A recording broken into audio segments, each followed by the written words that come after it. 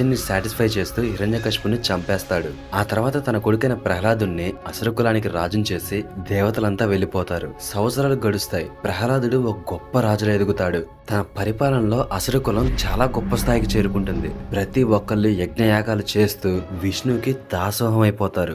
రాజే కాకుండా తన ప్రజల్ని కూడా ధర్మ మార్గంలో నడిపాడు. చివరిగా ప్రహ్లాదుడు కూడా దిగే టైం వచ్చింది. తన కొడుకు విరోచనుడు రాజ్యాన్ని ఎక్కే టైం వచ్చింది. తండ్రి ఎంత గొప్పవాడైనా విధిని ఎవరూ మార్చలేరు కదా. విరోచనుడికి గర్వం చాలా ఎక్కువ. అతనికి పవర్ కావాలి, రెస్పెక్ట్ కావాలి, అమరత్వం కావాలి. వీటి కోసం తను ఎన్నో చేశాడు. కొన్ని కథల ప్రకారం తను మునుల నుంచి జ్ఞానం సంపాదించి చివరికి దేవతలపై కూడా యుద్ధం చేశాడు. కానీ చివరిగా ఇంద్రుడి చేతిలో దెబ్బతింటాడు. అలా అప్పుడొస్తాడు విరోచనుడి కొడుకు బలి చక్రవర్తి. 3 లోకాలకి రాజు. తనతో యుద్ధం చేయాలంటే దేవతలకు సైతం భయం వేస్తుంది. తన బలాన్ని చూసి కాదు, అతని తేజస్సును చూసి. కొద్ది సమయంలోనే బలి చక్రవర్తి ముల్లోకాల్ని రూల్ చేయడం స్టార్ట్ చేస్తాడు.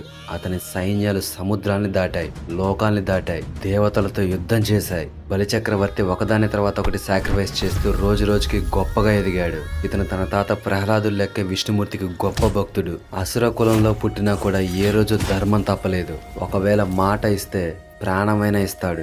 ఏ రోజు శుక్రాచార్యుడి మాటిని తప్పు చేయలేదు. బలి సామ్రాజ్యంలో ప్రజలు ఆనందంగా జీవించారు. మనుషుల నుంచి రాక్షసుల దాకా ప్రతి ఒక్కళ్ళు ఆనందంగా బతికారు. తన గొప్పతనం రోజు రోజుకి పెరుగుతూనే వచ్చింది. అయితే ఒకరోజు శుక్రాచార్యుడు ఇంద్ర పదవిని ధర్మబద్ధంగా తీసుకోవాలంటే 100 యాగాలు చేయాలని చెప్పాడు.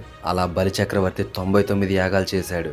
ఒకవేళ ఇంద్ర పదవిని సాధిస్తే తను ఇప్పుడు చేసే మంచి కంటే ఇంకా గొప్పగా చేయొచ్చని బలి నమ్మాడు. చివరిగా 99 యజ్ఞాలు అయిపోయాయి. ఇంద్రుడి తండ్రి తల్లి భయంతో విష్ణుమూర్తి దగ్గరికి వెళ్ళి అడిగితే ఇంద్రుడిని కాపాడటం కోసం తనే స్వయంగా వస్తానని చెప్పాడు. చివరిగా బలి ఇంద్ర పదవి కోసం 100వ యజ్ఞం మొదలు పెట్టాడు.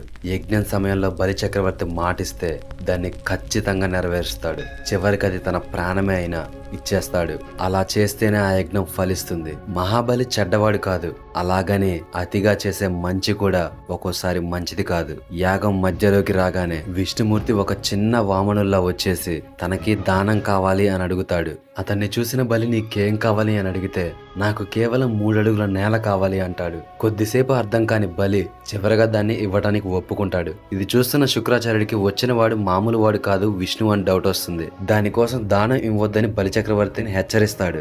బలి చక్రవర్తి ఇచ్చిన మాట తప్పడు కాబట్టి వామనుడికి దానం చేస్తాడు. 3 అడుగులు కూడా లేని వామనుడు ఒక్కసారే 2 అడుగులతో ముల్లోకాల్ని ముంచేస్తాడు. చివరిగా 1 అడుగు మిగిలిద్ది. అది ఎక్కడ పెట్టను అని అడిగితే బలి చక్రవర్తి ముందు వెనక ఆలోచించకుండా ఆ 3వ అడుగు నా తలపై పెట్టండి అని చెప్తాడు. తన గొప్ప భక్తుని పాతాళానికి